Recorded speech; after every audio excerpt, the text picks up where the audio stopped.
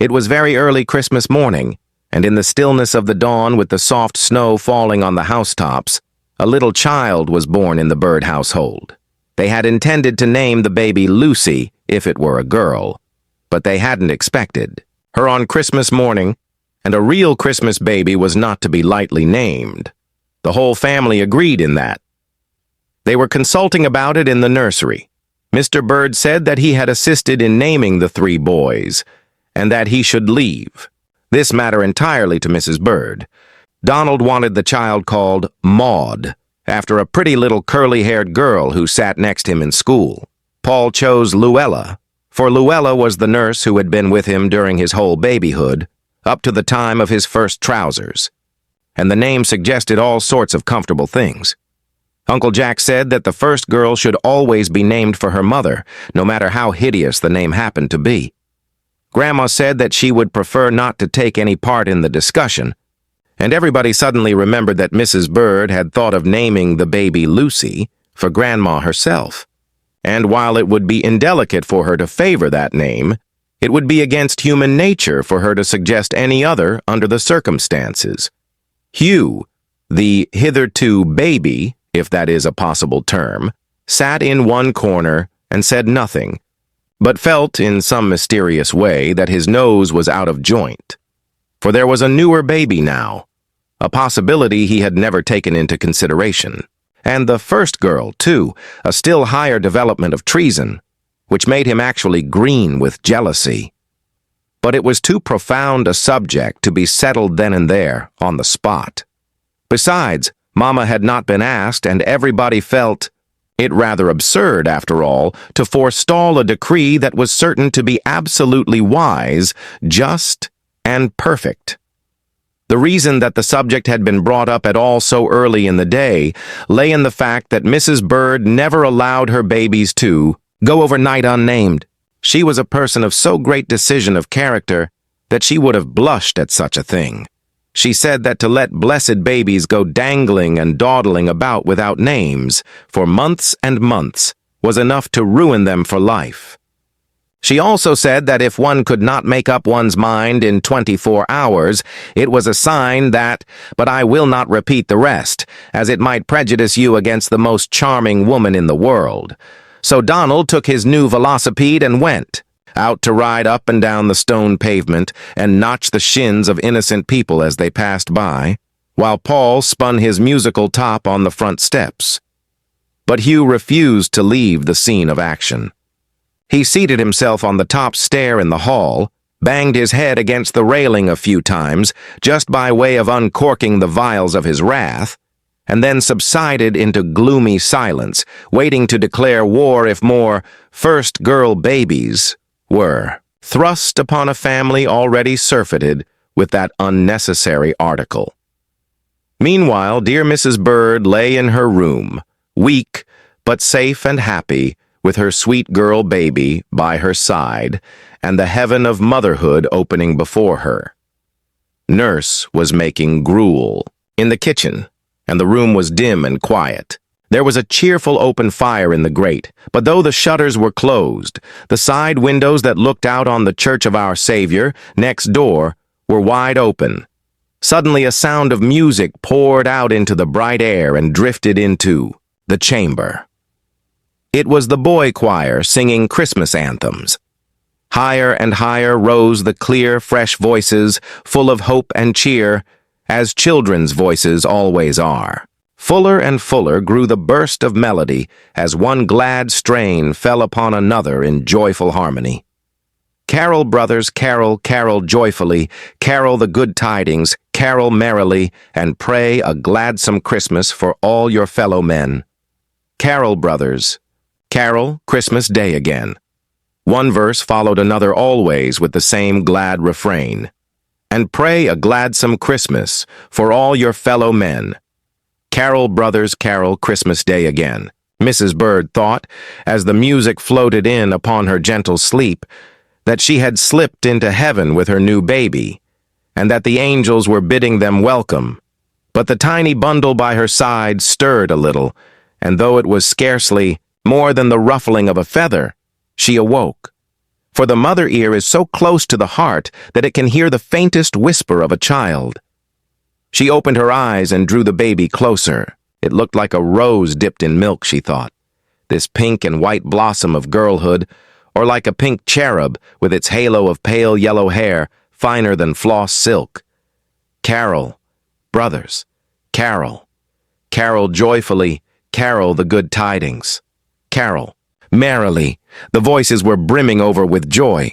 "Why, my baby," whispered Mrs. Bird in soft surprise. "I had forgotten what day it was. You are a little Christmas child, and we will name you Carol, Mother's little Christmas Carol." "What?" said Mr. Bird, coming in softly and closing the door behind him. "Why, Donald, don't you think Carol is a sweet name for a Christmas baby? It came to me just a moment ago in the singing as I was lying here half asleep and half awake. I think it is a charming name, dear heart, and that it sounds just like you, and I hope that, being a girl, this baby has some chance of being as lovely as her mother." At which speech from the baby's papa, Mrs. Bird, though she was as weak and tired as she could be, blushed with happiness. And so Carol came by her name. Of course, it was thought foolish by many people, though Uncle Jack declared laughingly that it was very strange if a whole family of birds could not be indulged in a single carol, and Grandma, who adored the child, thought the name much more appropriate than Lucy, but was glad that people would probably think it short for Caroline. Perhaps because she was born in holiday time, Carol was a very happy baby. Of course she was too tiny to understand the joy of Christmastide. But people say there is everything in a good beginning, and she may have breathed in, unconsciously, the fragrance of evergreens and holiday dinners, while the peals of sleigh bells and the laughter of happy children may have fallen upon her baby ears and wakened in them a glad surprise at the merry world she had come to live in. Her cheeks and lips were as red as holly berries. Her hair was, for all the world, the color of a Christmas candle flame. Her eyes were bright as stars, her laugh like a chime of Christmas bells, and her tiny hands forever outstretched in giving. Such a generous little creature you never saw. A spoonful of bread and milk had always to be taken by Mama or Nurse before Carol could enjoy her supper. And whatever bit of cake or sweetmeat found its way into her pretty fingers, it was straightway broken in half and shared with Donald, Paul, or Hugh. And when they made believe nibble the morsel with affected enjoyment, she would clap her hands and crow with delight. "Why does she do it?" asked Donald thoughtfully. "None of us boys ever did." "I hardly know," said Mama, catching her darling to her heart, "except that she is a little Christmas child, and so she has a tiny share of the blessedest birthday the world ever saw."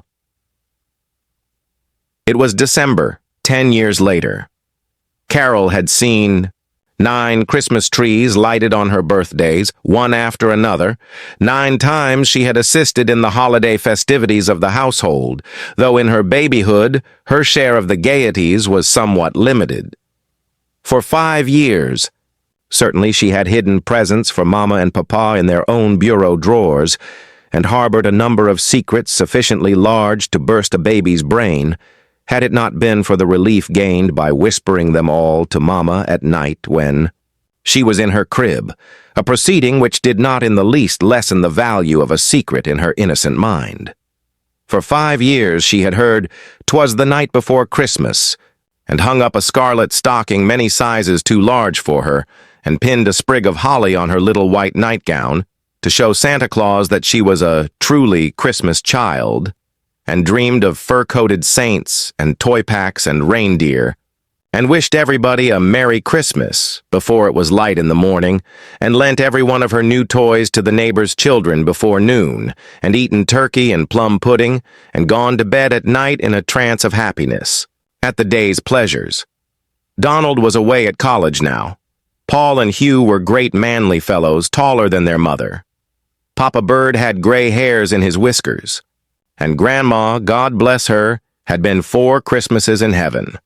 But Christmas in the bird's nest was scarcely as merry now as it used to be in the bygone years, for the little child that once brought such an added blessing to the day lay, month after month, a patient, helpless invalid in the room where she was born. She had never been very strong in body, and it was with a pang of terror her mother and father noticed, soon after she was 5 years old, that she began to limp, ever so slightly, to complain too often of weariness, and to nestle close to her mother, saying she would rather not. "Go out to play, please." The illness was slight at first, and hope was always stirring in Mrs. Bird's heart. Carol would feel stronger in the summertime, or she would be better when she had spent a year in the country, or she would outgrow it, or they would try a new physician. But by and by, it came to be all too sure that no physician save one could make Carol strong again, and that no summertime nor country air, unless it were the everlasting summertime in a heavenly country, could bring back the little girl to health. The cheeks and lips that were once as red as holly berries faded to faint pink. The star-like eyes grew softer, for they often gleamed through tears, and the gay child laugh, that had been like a chime of Christmas bells, gave place to a smile so lovely, so touching, so tender and patient, that it filled every corner of the house with a gentle radiance that might have come from the face of the Christ child himself. Love could do nothing, and when we have said that we have said all, for it is stronger than anything else in the whole wide world. Mr. and Mrs. Bird were talking it over one evening when all the children were asleep. A famous physician had visited them that day and told them that sometime, it might be in 1 year, it might be in more, Carol would slip quietly off into heaven, whence she came. "Dear heart," said Mr. Bird, pacing up and down the library floor. "It is no use to shut our eyes to it any longer. Carol will never be well again. It almost seems as if I could not bear it when I think of that loveliest child doomed to lie there day after day, and what is still more, to suffer pain that we are helpless to keep away from her. Merry Christmas, indeed. It gets to be the saddest day in the year to me." And poor Mr. Bird sank into a chair by the table and buried his face in his hands to keep his wife from seeing the tears that would come in spite of all his efforts. "But Donald, dear," said sweet Mrs. Bird with trembling voice, "Christmas Day may not be so merry with us as it used, but it is very happy, and that is better, and very blessed, and that is better yet.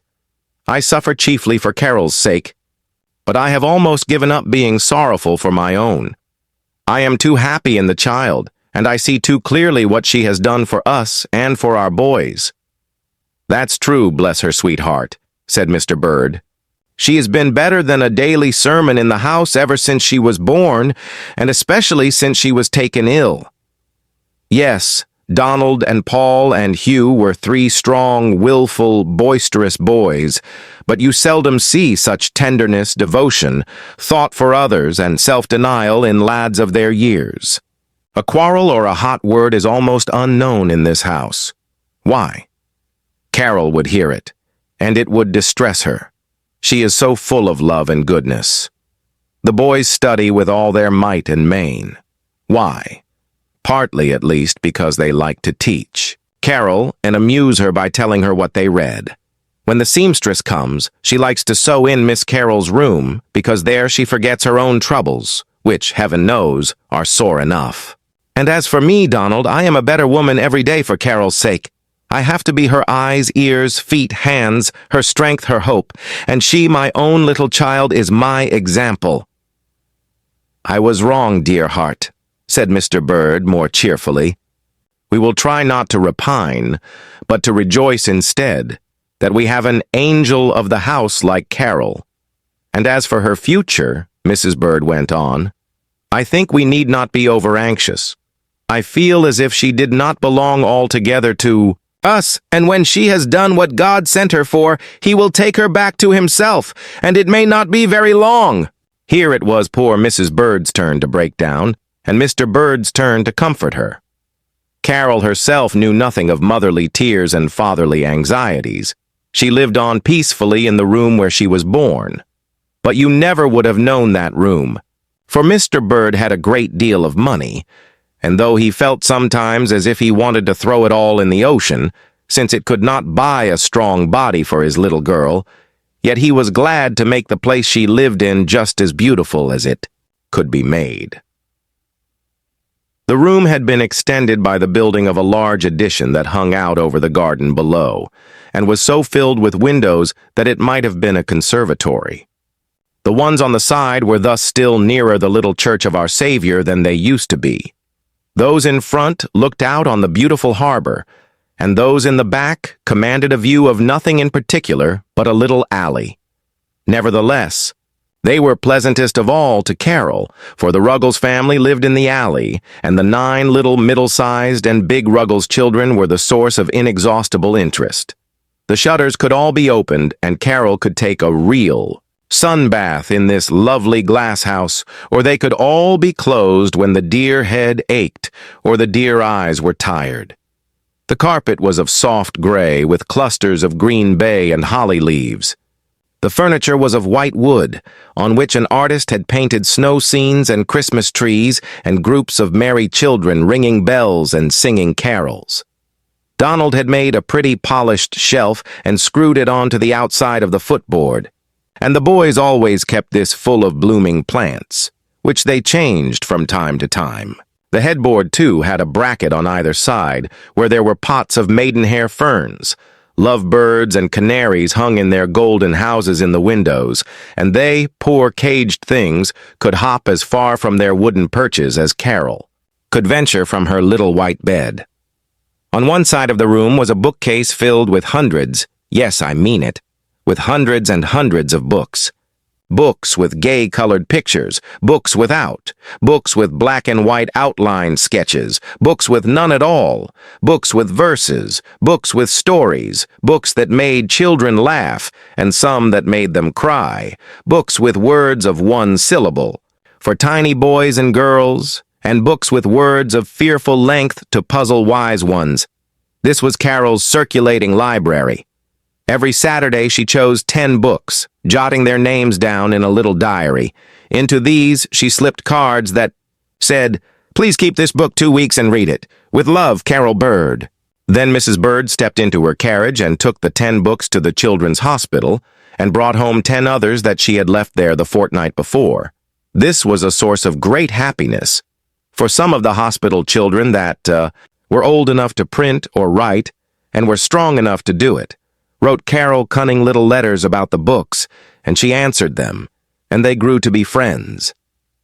It is very funny, but you do not always have to see people to love them. Just think about it and see if it isn't so.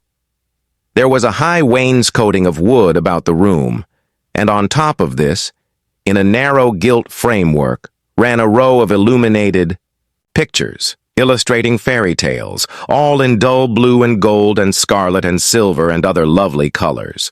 From the door to the closet there was the story of the Fair One with Golden Locks. From closet to bookcase ran Puss in Boots. From bookcase to fireplace was Jack the Giant Killer.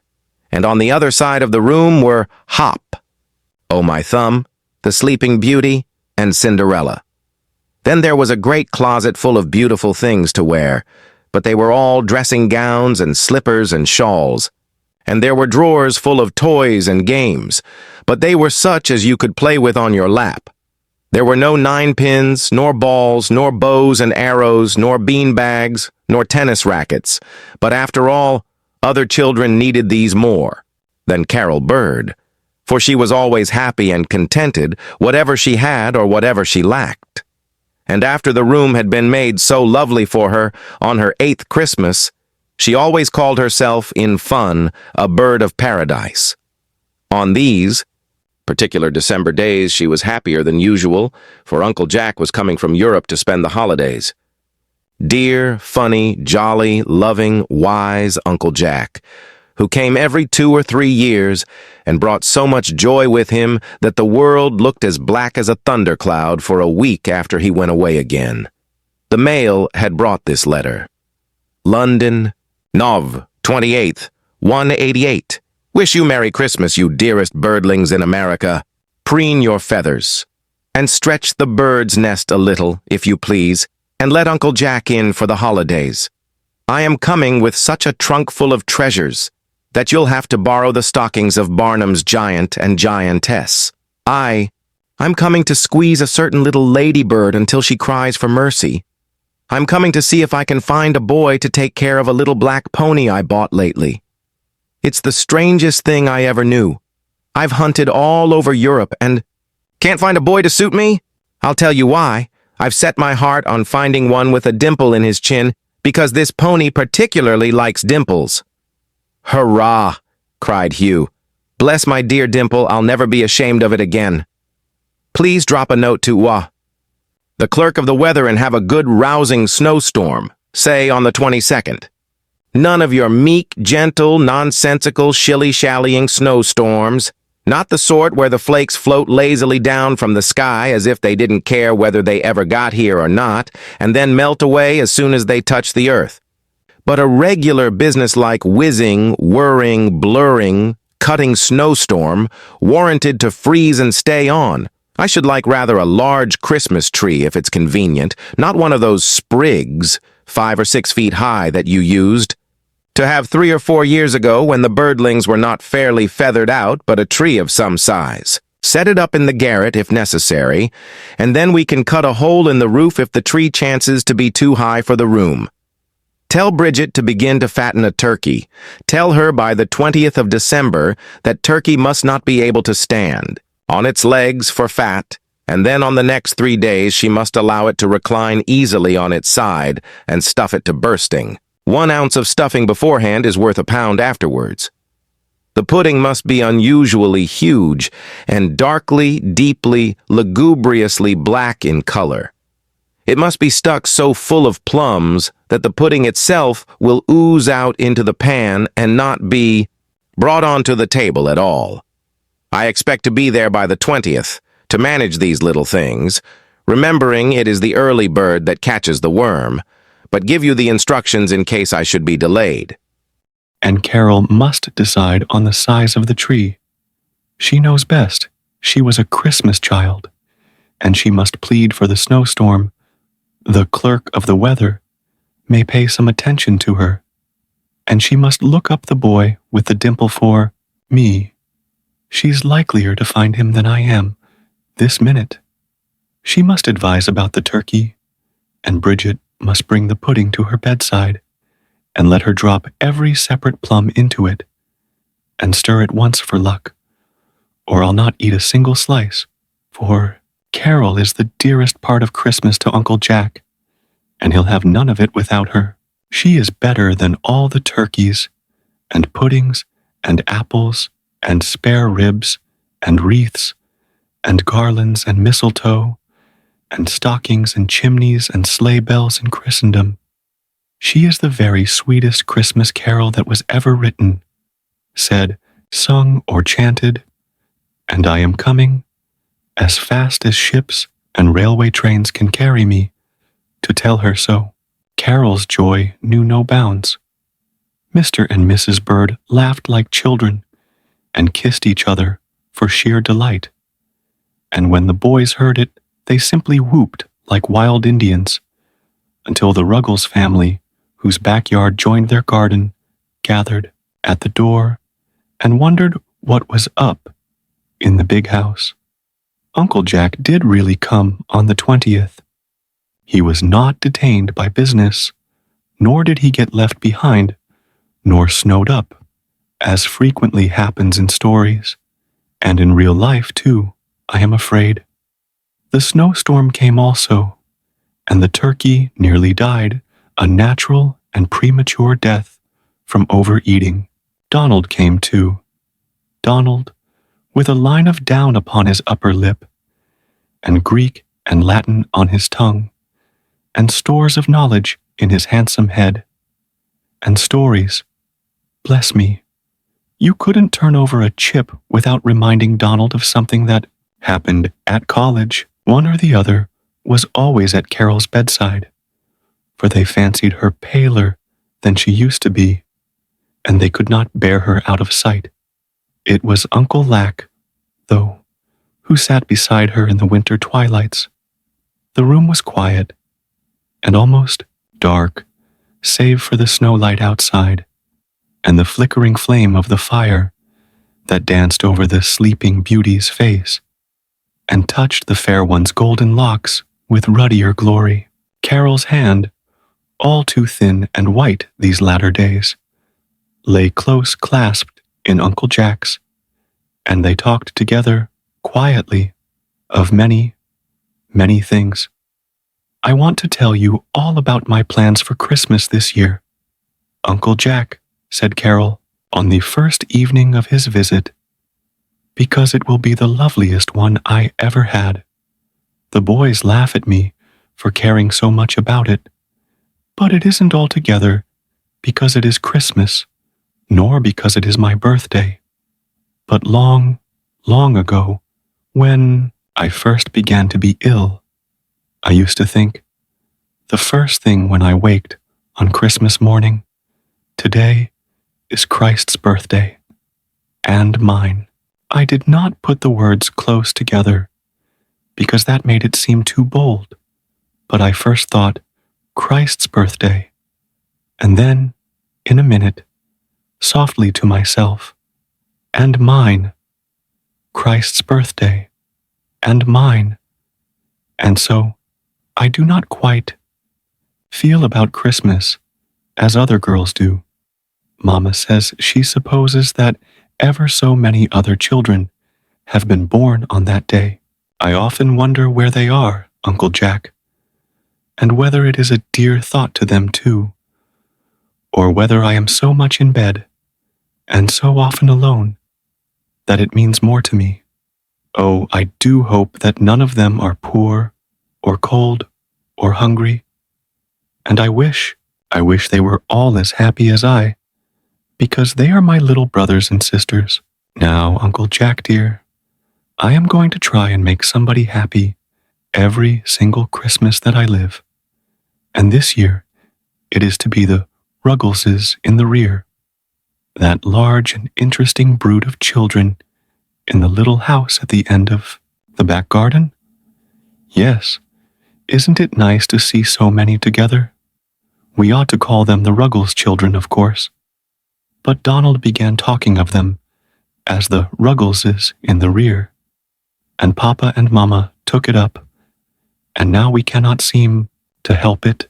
The house was built for Mr. Carter's coachman, but Mr. Carter lives in Europe, and the gentleman who rents his place doesn't care what happens to it, and so this poor Irish family came to live there.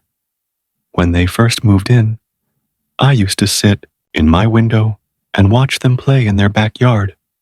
They are so strong and jolly and good-natured, and then, one day, I had a terrible headache, and Donald asked them if they would please not scream quite so loud, and they explained that they were having a game of circus, but that they would change and play deaf and dumb school all the afternoon. Ha, ha, ha, laughed Uncle Jack. What an obliging family, to be sure. Yes, we all thought it very funny, and I smiled at them from the window when I was well enough to be up again.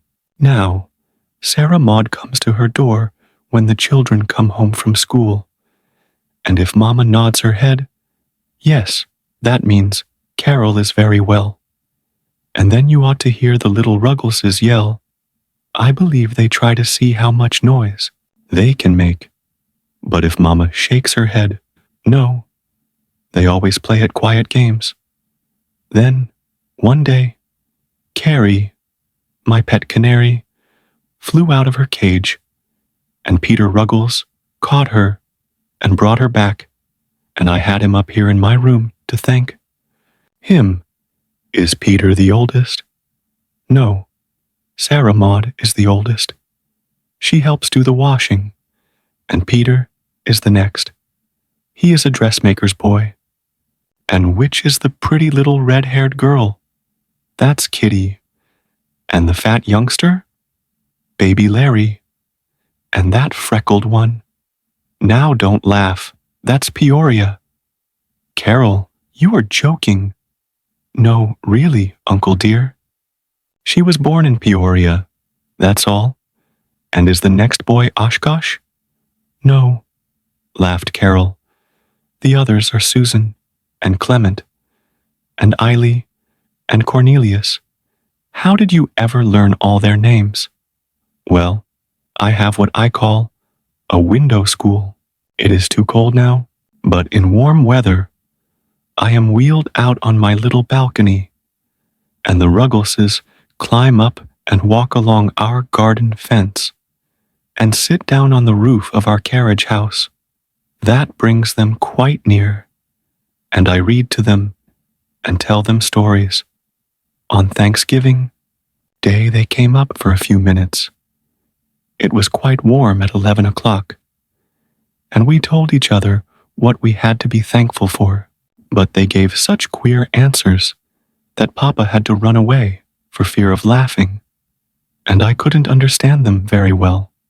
Susan was thankful for trunks, of all things in the world, Cornelius for horse cars, Kitty for pork, steak, while Clem, who is very quiet, brightened up when I came to him and said he was thankful for his lame puppy.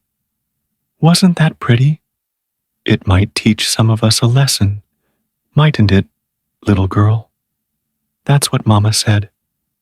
Now I'm going to give this whole Christmas to the Ruggleses. And Uncle Jack, I earned part of the money myself. You, my bird. How? Well, you see, it could not be my own Christmas if Papa gave me all the money, and I thought to really keep Christ's birthday, I ought to do something of my very own. And so I talked with Mama. Of course she thought of something lovely. She always does. Mama's head is just brimming over with lovely thoughts, and all I have to do is ask, and out pops the very one I want. This thought was to let her write down, just as I told her, a description of how a little girl lived in her own room 3 years, and what she did to amuse herself, and we sent it to a magazine and got $25 for it. Just think. Well, well, cried Uncle Jack, my little girl a real author. And what are you going to do with this wonderful own money of yours? I shall give the 9 Ruggleses a grand Christmas dinner here in this very room. That will be Papa's contribution, and afterwards a beautiful Christmas tree, fairly blooming with presents. That will be my part. For I have another way of adding to my $25, so that I can buy everything I like. I should like it very much if you would sit at the head of the table, Uncle Jack, for nobody could ever be frightened of you. You dearest, dearest, dearest thing that ever was. Mama is going to help us, but Papa and the boys are going to eat together downstairs for fear of making the little Ruggleses shy. And after we've had a merry time with the tree, we can open my window and all listen together to the music at the evening church service, if it comes before the children go. I have written a letter to the organist and asked him if I might have the 2 songs I like best. Will you see if it is all right? Bird's Nest, Deck, 21st, 188. Dear Mr. Wilkie, I am the little sick girl who lives next door to the church, and as I seldom go out, the music on practice days and Sundays is one of my greatest pleasures. Want to know if you can let the boys sing Carol, Brothers, Carol on Christmas night, and if the one who sings My Ain Country so beautifully may please sing that too. I think it is the loveliest song in the world, but it always makes me cry, doesn't it you? If it isn't too much trouble, I hope they can sing them both quite early, as after 10 o'clock I may be asleep Yours, respectfully, Carol Bird P.S. The reason I like Carol, brothers, Carol, is because the choir boys sang at 11 years ago, the morning I was born, and put it into Mama's head to call me Carol. She didn't remember then that my other name would be Bird, because she was half asleep and couldn't think of but one thing at a time. Donald says, if I had been born on the 4th of July, they would have named me Independence. Or, if on the 22nd of February, Georgina, or even Cherry, like Cherry in Martin Chuzzlewit. But I like my own name and birthday best. Yours truly, Carol Bird. Uncle Jack thought the letter quite right, and did not even smile at her telling the organist so many family items. The days flew by, as they always fly in holiday time, and it was Christmas Eve before anybody knew it. The family festival was quiet and very pleasant, but quite swallowed up in the grander preparations for next day. Carol and Elfrida, her pretty German nurse, had ransacked books and introduced so many plans and plays and customs and merrymakings from Germany and Holland and England and a dozen other places that you would scarcely have known how or where you were keeping Christmas. The dog and the cat had enjoyed their celebration under Carol's direction.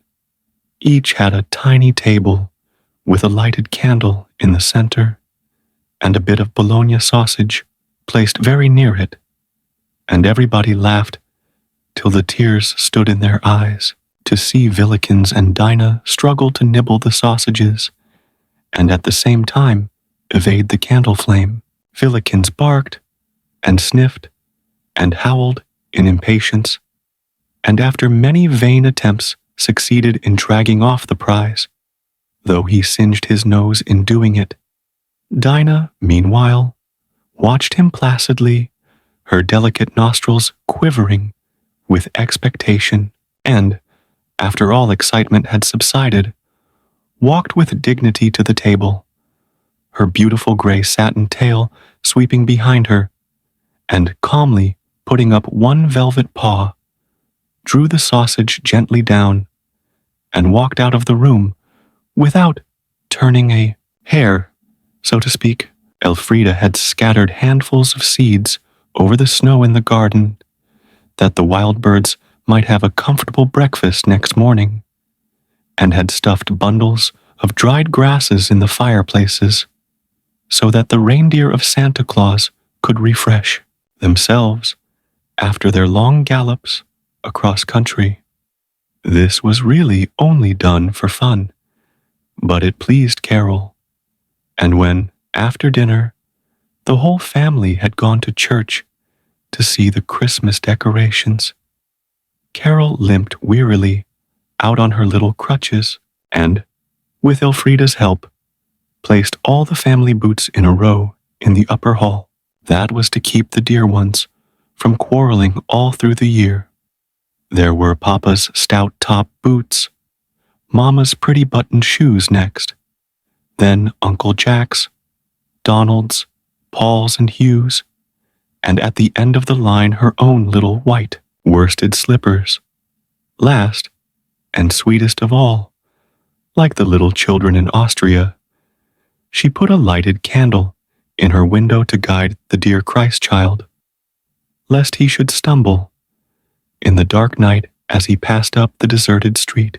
This done, she dropped into bed, a rather tired but very happy Christmas fairy. Before the earliest Ruggles could wake and toot his 5-cent tin horn, Mrs. Ruggles was up and stirring about the house, for it was a gala day in the family. Gala day? I should think so.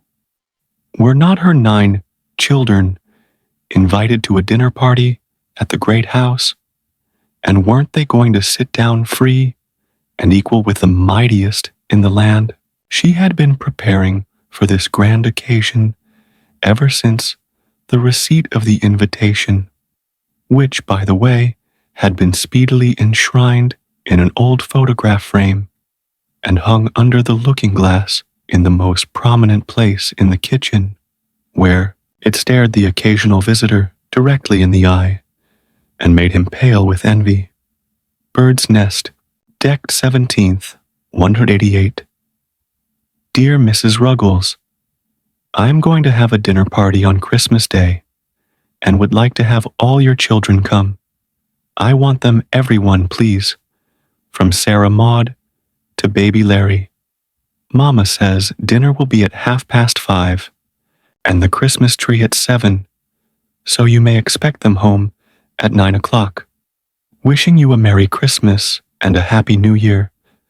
I am, yours truly, Carol Bird. Breakfast was on the table, promptly at 7 o'clock, and there was very little of it too, for it was an excellent day for short rations, though Mrs. Ruggles heaved a sigh as she reflected that even the boys, with their India rubber stomachs, would be just as hungry the day after the dinner party as if they had never had any at all. As soon as the scanty meal was over, she announced the plan of the campaign. Now, Susan, you and Kitty wash up the dishes. And Peter, can't you spread up the beds so't I can get to cutting out Larry's new suit? I ain't satisfied with his clothes, and I thought, in the night of a way, to make him a dress out of my old plaid shawl, kinda Scotch style. Yer no, you other boys clear out from underfoot. Clem, you and Con hop into bed with Larry while I wash your underflannins. 'Twon't take long to dry 'em, Sarah Maud. I think 'twould be perfectly handsome if you ripped them brass buttons off your uncle's policeman's coat and sewed 'em in a row up the front o' your green skirt. Susan, you must iron out yours and Kitty's aprons. And there, I came mighty near forgettin' Peary's stockings. I counted the whole lot last night when I was washin' of 'em, and there ain't but 19, anyhow you're fix 'em. And no 9 pairs, mates, nohow.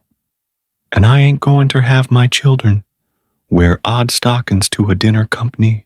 Brought up as I was, Eily, can't you run out and ask Miss Cullen ter lend me a pair of stockings for Peary, and tell her, if she will, Peary'll give Jim half her candy when she gets home.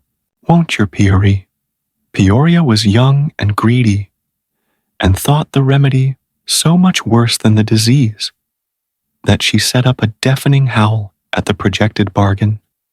A howl so rebellious and so out of all season that her mother started in her direction with flashing eye and uplifted hand, but she let it fall suddenly, saying, No, I won't lick ye Christmas Day, if you drive me crazy, but speak up smart now, and say whether you'd rather give Tim Cullen half your candy or go bare-legged to the party. The matter being put so plainly, Peoria collected her faculties, dried her tears, and chose the lesser evil, Clem having hastened the decision by an affectionate wink. That meant he'd go halves with her on his candy. That's a lady, cried her mother. Now you young ones that ain't doin' nothin', play all your wanter before noontime, for after you get through eatin' at 12 o'clock, me and Sarah Maud's goin' ter give yer such a washin' and combin' and dressin' as yer never had before and never will agin, and then I'm going to set yer down and give yer 2 solid hours trainin' in manners. And 'twon't be no foolin' neither. All we've got ter do's go eat, grumbled Peter. Well, that's enough, responded his mother. There's more'n one way of eatin', let me tell yer, and you've got a heap ter learn about it. Peter Ruggles, Lord's sakes, I wish you children could see the way I was fetched up to eat. Never took a meal of victuals in the kitchen before I married Ruggles. But you can't keep up that style with 9 young ones in your Pa always off her see. The big Ruggleses worked so well, and the little Ruggleses kept from underfoot so successfully that by 1 o'clock 9 complete toilets were laid out in solemn grandeur on the beds. I say, complete, but I do not know whether they would be called so in the best society. The law of compensation had been well applied. He that had necktie had no cuffs. She that had sash had no handkerchief, and vice versa. But they all had boots, and a certain amount of clothing, such as it was, the outside layer being in every case quite above criticism.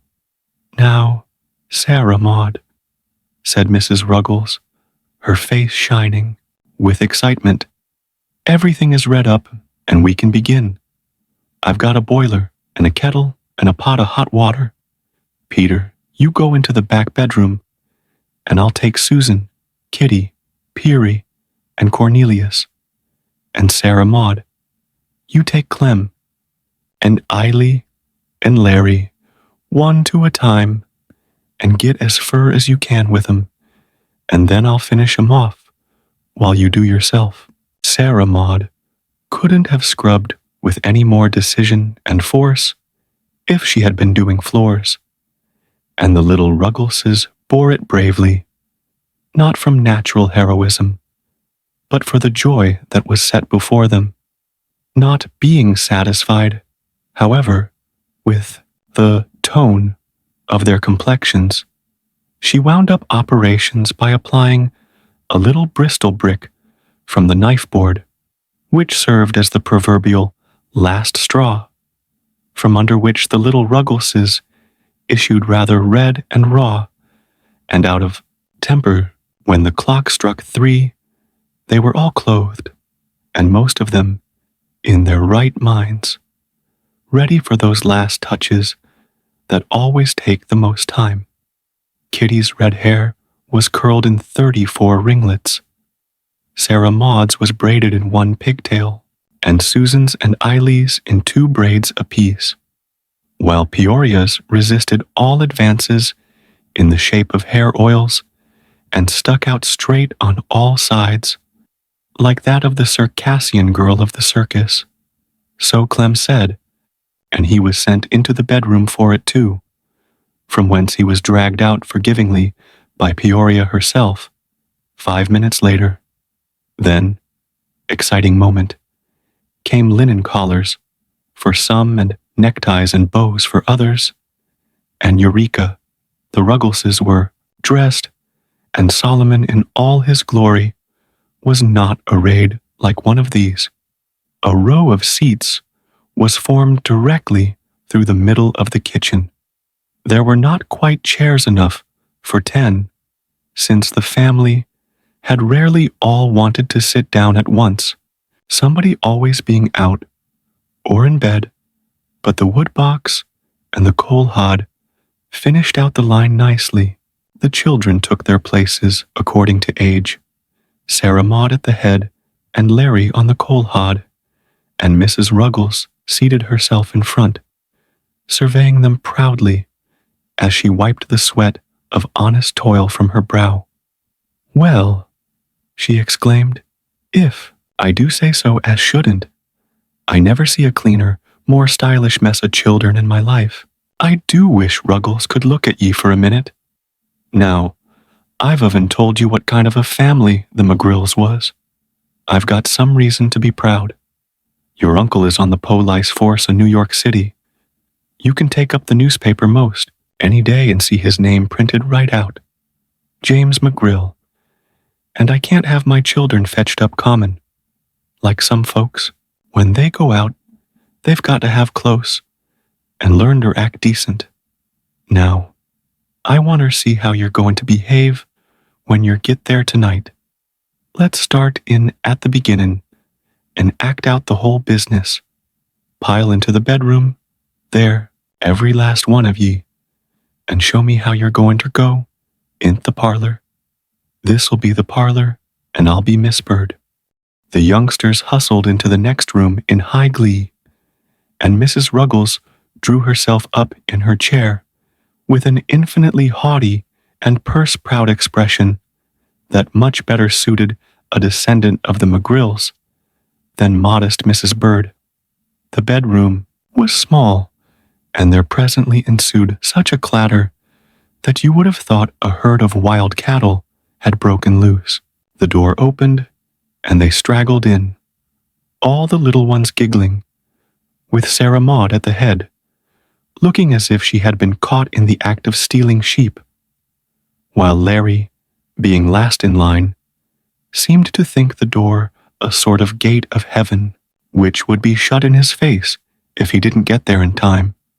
Accordingly, he struggled ahead of his elders and disgraced himself by tumbling in head foremost. Mrs. Ruggles looked severe. "There, I knew you'd do it in some setch fool way. Try it again, and if Larry can't come in on 2 legs, he can stay at her home." The matter began to assume a graver aspect. The little Ruggleses stopped giggling and backed into the bedroom, issuing presently, with lockstep, Indian file, a scared and hunted expression in every countenance. "No, no, no," cried Mrs. Ruggles in despair. "You look for all the world like a gang of prisoners. There ain't no style ter that. Spread out more, can't yer? And act kinda careless like. Nobody's going ter kill ye." The third time brought deserved success, and the pupils took their seats in the row. "Now you know," said Mrs. Ruggles, "there ain't enough decent hats to go round, and if there was, I don't know as I'd let yer wear 'em, for the boys would never think to take 'em off when they got inside. But anyhow, there ain't enough good ones. Now, look me in the eye. You needn't wear no hats, none of yer. And when yer get int the parlor, and they ask yer to lay off your hats, Sarah Maud must speak up and say it was such a pleasant evening and such a short walk that you left your hats to home to save trouble. Now, can you remember?" All the little Ruggleses shouted, "Yes, marm," in chorus. "What have you got to do with it?" demanded their mother. "Did I tell you to say it? Wasn't I talking to Sarah Maud?" The little Ruggleses hung their diminished heads. "Yes, marm," they piped, more feebly. "Now get up, all of ye, and try it. Speak up, Sarah Maud." Sarah Maud's tongue clove to the roof of her mouth. "Quick!" Ma thought it was such a pleasant hat that we'd better leave our short walk to home, recited Sarah Maud in an agony of mental effort. This was too much for the boys. "Oh, whatever shall I do with ye?" moaned the unhappy mother. "I suppose I've got to learn it to yer," which she did, word for word, until Sarah Maud thought she could stand on her head and say it backwards. "Now, Cornelius, what are you going to say to make yourself good company?" "Dunno," said Cornelius, turning pale. "Well, ye ain't going to set there like a bump on a log, 'thout saying a word ter pay for your vittles. Air ye?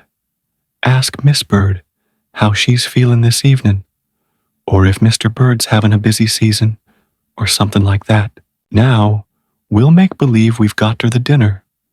That won't be so hard, 'cause you'll have something to do. It's awful bothersome ter stand round and act stylish.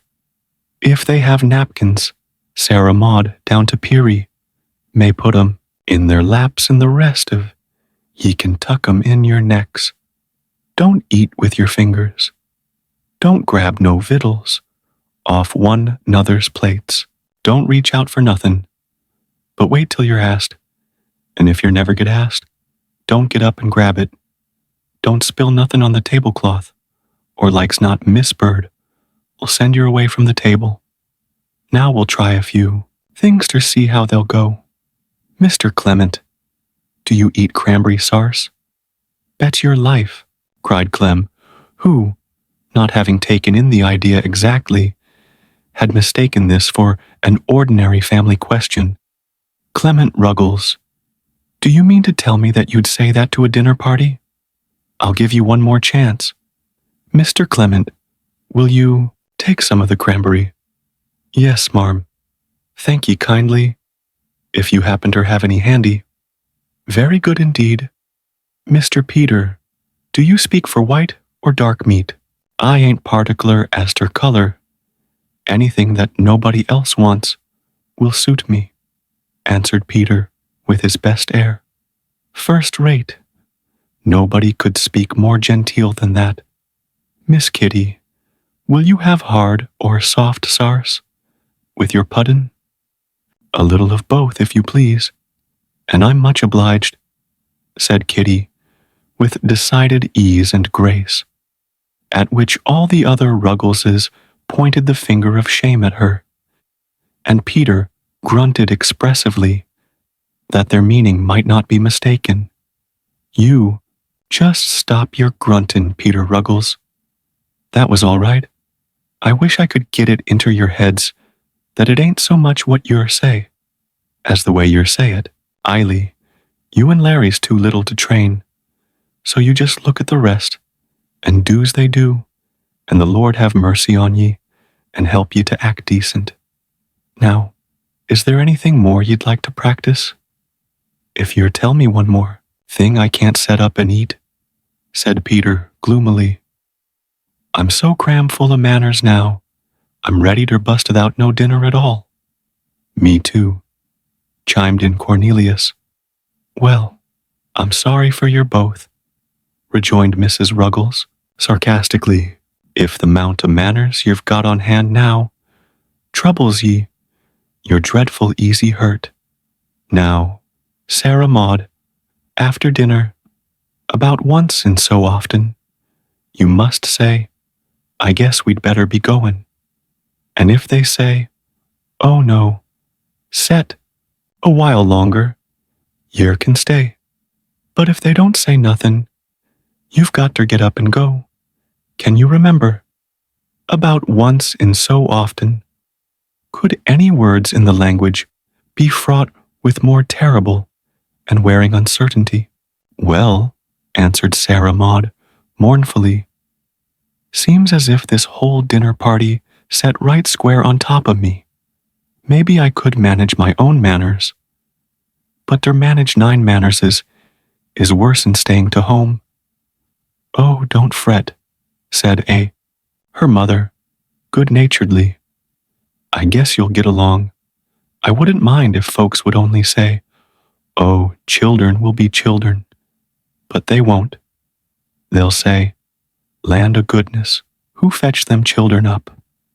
Now it's 5:15. You can go, and whatever you do, don't forget your mother was a McGrill. The children went out the back door quietly, and were presently lost to sight, Sarah Maud slipping and stumbling along absent-mindedly as she recited under her breath. It was such a pleasant evening and such a short walk, we thought we'd leave our hats to home. Peter rang the doorbell, and presently a servant admitted them, and whispering something in Sarah's ear, drew her downstairs into the kitchen. The other Ruggleses stood in horror-stricken groups as the door closed behind their commanding officer. But there was no time for reflection, for a voice from above was heard, saying, come right upstairs, please. There's not to make reply, there's not to reason why, there's but to do or die. Accordingly, they walked upstairs, and Elfrida, the nurse, ushered them into a room more splendid than anything they had ever seen. But oh woe, where was Sarah Maud? And was it fate that Mrs. Bird should say at once, did you lay your hats in the hall?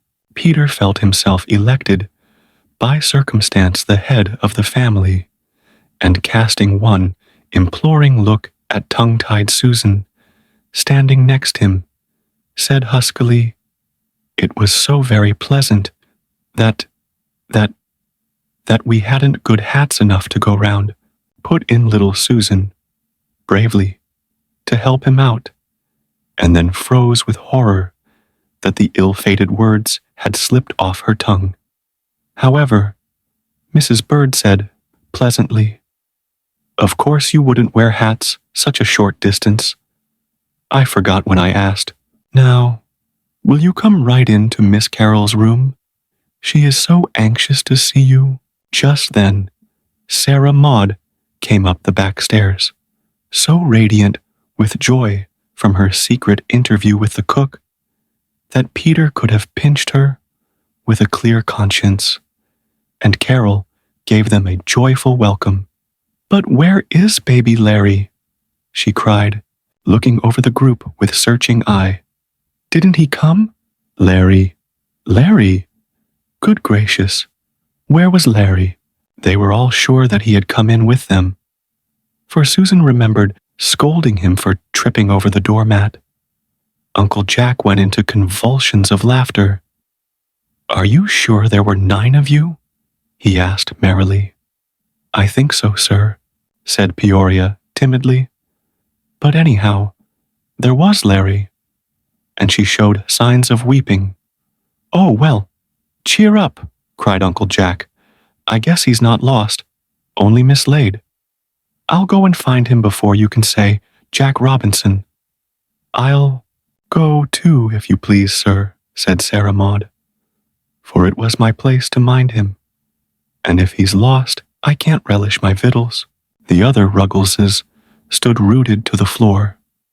Was this a dinner party, forsooth? And if so, why were such things ever spoken of as festive occasions? Sarah Maud went out through the hall, calling, "Larry, Larry!" And without any interval of suspense, a thin voice piped up from below, "Here I be."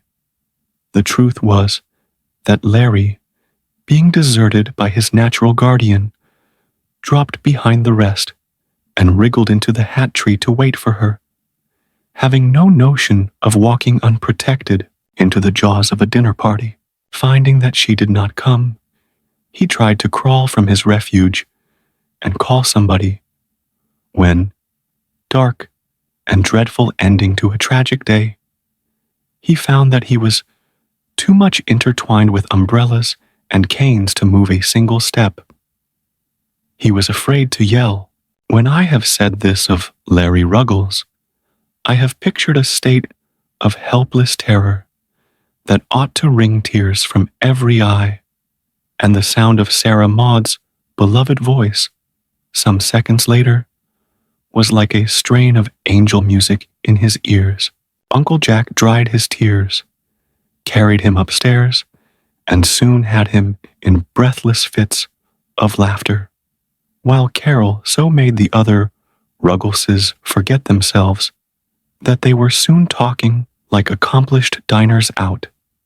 Carol's bed had been moved into the farthest corner of the room, and she was lying on the outside, dressed in a wonderful soft white wrappers. Her golden hair fell in soft fluffy curls over her white forehead and neck.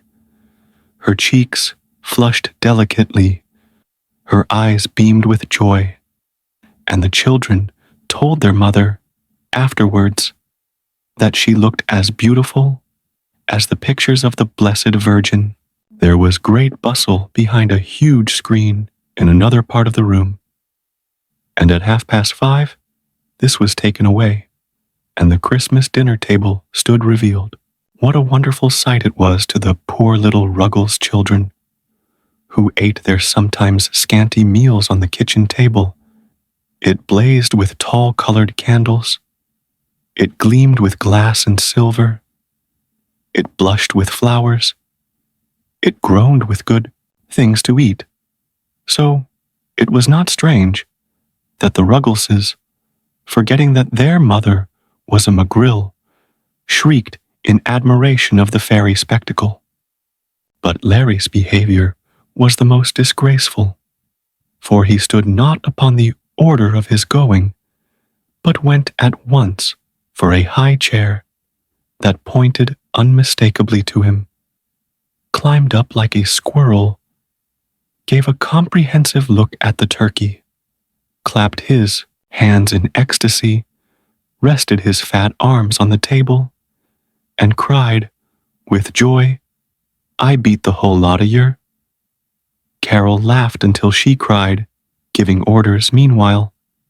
"Uncle Jack, please sit at the head, Sarah Maud at the foot, and that will leave 4 on each side.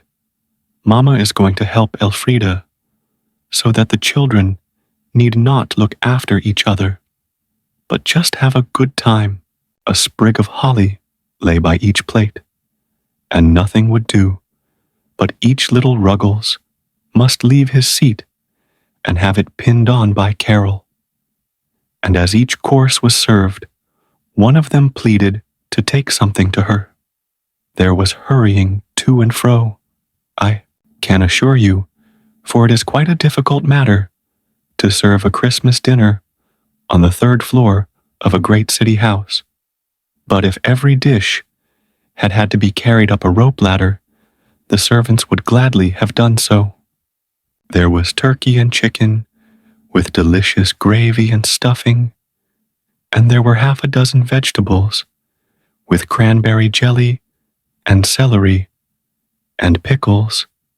And as for the way these delicacies were served, the Ruggleses never forgot it as long as they lived. Peter nudged Kitty, who sat next him, and said, "Look, will yer? Every feller's got his own particular butter. I suppose that's to show yer can eat that much and no more." "No, it ain't neither, for that pig of a Peary's just gettin' another helpin'." "Yes," whispered Kitty, "and the napkins is marked with the big red letters. I wonder if that's so nobody'll nip 'em. And oh, Peter, look at the pictures painted right onder the dishes. Did yer ever? The plums is all took out of my cranberry sarse, and it's frizzed to a stiff gel," shouted Peoria in wild excitement. "Hi, yeah, I got a wishbone," sung Larry, regardless of Sarah Maud's frown. After which, she asked to have his seat changed, giving as excuse that he generally sat beside her and would feel strange, the true reason being that she desired to kick him gently under the table whenever he passed what might be termed the McGrill line. "I declare to goodness," murmured Susan on the other side, "there's so much to look at I can't scarcely eat nothin'." "Bet your life I can," said Peter, who had kept one servant busily employed ever since he sat down, for, luckily, no one was asked by Uncle Jack whether he would have a second helping, but the dishes were quietly passed under their noses, and not a single Ruggles refused anything that was offered him, even unto the 7th time. Then, when Carol and Uncle Jack perceived that more turkey was a physical impossibility, the meats were taken off, and the dessert was brought in, a dessert that would have frightened a strong man after such a dinner as had preceded it. Not so the Ruggleses, for a strong man is nothing to a small boy, and they kindled to the dessert, as if the turkey had been a dream, and the 6 vegetables an optical delusion. There was plum pudding, mince pie, and ice cream, and there were nuts and raisins and oranges. Kitty chose ice cream, explaining that she knew it by sight, but hadn't never tasted none. But all the rest took the entire variety, without any regard to consequences.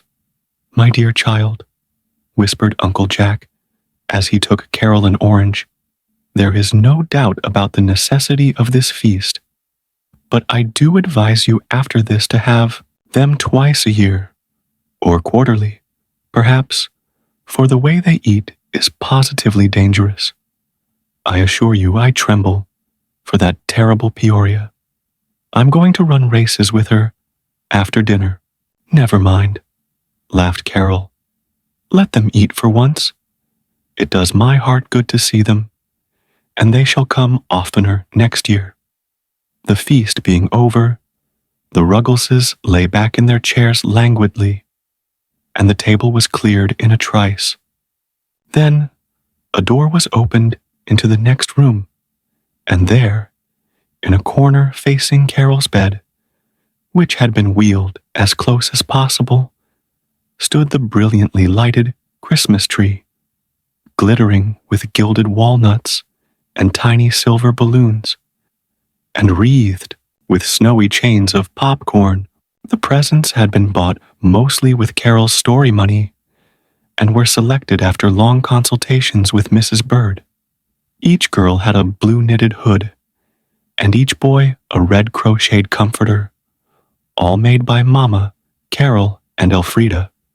Because if you buy everything, it doesn't show so much love, said Carol. Then every girl had a pretty plaid dress of a different color, and every boy a warm coat of the right size. Here the useful presents stopped, and they were quite enough. But Carol had pleaded to give them something for fun. I know they need the clothes, she had said when they were talking over the matter just after Thanksgiving, but they don't care much for them, after all. Now, Papa, won't you please let me go without part of my presents this year, and give me the money they would cost to buy something to amuse them? You can have both, said Mr. Bird promptly. Is there any need of my little girl's going without her Christmas? I should like to know. Spend all the money you like. But that isn't the thing, objected Carol, nestling close to her father. It wouldn't be mine. What is the use? Haven't I almost everything already? And am I not the happiest girl in the world this year, with Uncle Jack and Donald at home? Now, Papa, you know very well it is more blessed to give than to receive. Then why won't you let me do it? You never look half as happy when you are getting your presents as when you are giving us ours. Now, Papa, submit, or I shall have to be very firm and disagreeable with you. Very well, Your Highness. I surrender. That's a dear Papa. Now, what were you going to give me? Confess. A bronze figure of Santa Claus, and in the little round belly that shakes when he laughs like a bowl full of jelly is a wonderful clock. Oh, you would never give it up if you could see it. Nonsense, laughed Carol. As I never have to get up to breakfast, nor go to bed, nor catch trains, I think my old clock will do very well. Now, Mama, what were you going to give me? Oh, I hadn't decided.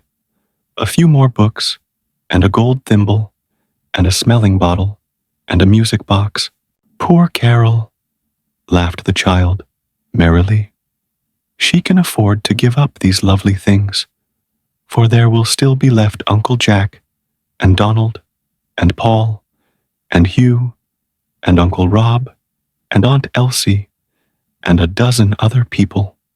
So Carol had her way, as she generally did, but it was usually a good way, which was fortunate under the circumstances, and Sarah Maud had a set of Miss Alcott's books, and Peter a modest silver watch, Cornelius a tool chest, Clement a dog house for his lame puppy, Larry a magnificent Noah's Ark, and each of the little girls a beautiful doll. You can well believe that everybody was very merry and very thankful. All the family, from Mr. Bird down to the cook, said they had never seen so much happiness in the space of 3 hours. But it had to end, as all things do. The candles flickered and went out. The tree was left alone with its gilded ornaments, and Mrs. Bird sent the children downstairs at 8:30, thinking that Carol looked tired.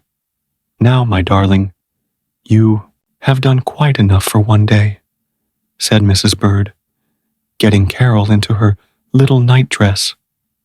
"I am afraid you will feel worse tomorrow, and that would be a sad ending to such a good time." "Oh, wasn't it a lovely, lovely time?" sighed Carol. "From first to last, everything was just right. I shall never forget Larry's face when he looked at the turkey, nor Peter's when he saw his watch, nor that sweet, sweet Kitty's smile when she kissed her dolly, nor the tears in poor, dull Sarah Maud's eyes when she thanked me for her books, But we mustn't talk any longer about it tonight," said Mrs. Bird anxiously. "You are too tired, dear." "I am not so very tired, Mamma. I have felt well all day, not a bit of pain anywhere. Perhaps this has done me good. Perhaps. I hope so. There was no noise or confusion. It was just a merry time. Now, may I close the door and leave you alone? I will steal in softly the first thing in the morning and see if you are all right. But I think you need to be quiet. Oh, I'm willing to stay alone, but I am not sleepy yet, and I am going to hear the music by and by, you know. Yes, I have opened the window a little and put the screen in front of it so that you will not feel the air. Can I have the shutters open? And won't you turn my bed a little, please? This morning I woke ever so early, and one bright, beautiful star shone in that eastern window. I never saw it before, and I thought of the star in the east that guided the wise men to the place where Jesus was. Good night, Mama. Such a happy, happy day. Good night, my precious little Christmas carol. Mother's blessed Christmas child. Bend your head a minute, Mother dear, whispered Carol, calling her mother back. Mama dear, I do think that we have kept Christ's birthday this time, just as he would like it. The Ruggleses had finished a last romp in the library with Paul and Hugh, and Uncle Jack had taken them home and stayed a while to chat with Mrs. Ruggles, who opened the door for them, her face all aglow with excitement and delight. When Kitty and Clem showed her the oranges and nuts they had kept for her, she astonished them by saying that at 6 o'clock Mrs. Bird had sent her in the finest dinner she had ever seen in her life, and not only that, but a piece of dress goods that must have cost $1 a yard if it cost a cent. As Uncle Jack went down the little porch, he looked back into the window for a last glimpse of the family as the children gathered about their mother, showing their beautiful presents again and again, and then upward to a window in the great house yonder. A little child shall lead them, he thought. Well, if anything ever happens to Carol, I will take the Ruggleses under my wing. Softly, Uncle Jack, whispered the boys as he walked into the library a little while later. We are listening to the music in the church. They sang Carol Brothers, Carol, a while ago, and now we think the organist is beginning to play My Ain Country for Carol. I hope she hears it, said Mrs. Bird, but they are very late tonight, and I dare not speak to her, lest she should be asleep. It is after 10 o'clock. The boy soprano, clad in white surplice, stood in the organ loft. The lamps shone full upon his crown of fair hair and his pale face with its serious blue eyes, looked paler than usual. Perhaps it was something in the tender thrill of the voice, or in the sweet words. But there were tears in many eyes, both in the church and in the great house next door. I am far frae my hame, I am weary aften whiles, for the langed for hame bringin', and my father's welcome smiles, and I'll ne'er be fu content, until my Ian do see the gowden gates o' heaven in my ain country. The earth is decked wi' flowers, money tinted, fresh and gay, and the birdies warble blithely, for my father made them say. But these sights and these sounds will as naething be to me when I hear the angels singin' in my ain country, like a bairn to its mither, a wee birdie to its nest. I fain would be gangin' new unto my father's breast, for he gathers in his arms helpless, worthless lambs like me, and carries them himsel to his ain country. There were tears in many eyes, but not in Carol's.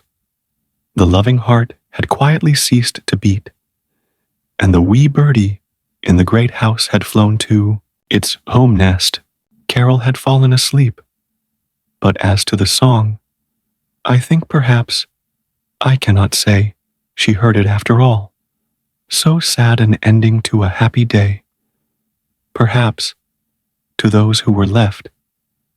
And yet Carol's mother, even in the freshness of her grief, was glad that her darling had slipped away on the loveliest day of her life, out of its glad content, into everlasting peace. She was glad that she had gone, as she had come, on wings of song, when all the world was brimming over with joy, glad of every grateful smile, of every joyous burst of laughter, of every loving thought and word and deed. The dear last day had brought. Sadness reigned, it is true, in the little house behind the garden.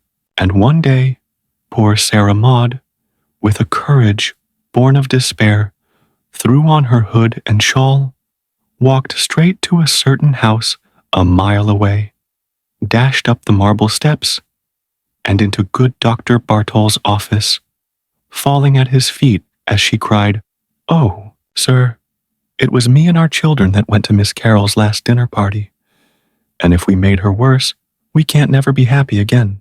Then the kind old gentleman took her rough hand in his and told her to dry her tears, for neither she nor any of her flock had hastened Carol's flight. Indeed, he said that had it not been for the strong hopes and wishes that filled her tired heart, she could not have stayed long enough to keep that last Merry Christmas with her dear ones. And so, the old years, fraught with memories, die one after another, and the new years, bright with hopes, are born to take their places. But Carol lives again in every chime of Christmas bells that peal glad tidings, and in every Christmas anthem sung by childish voices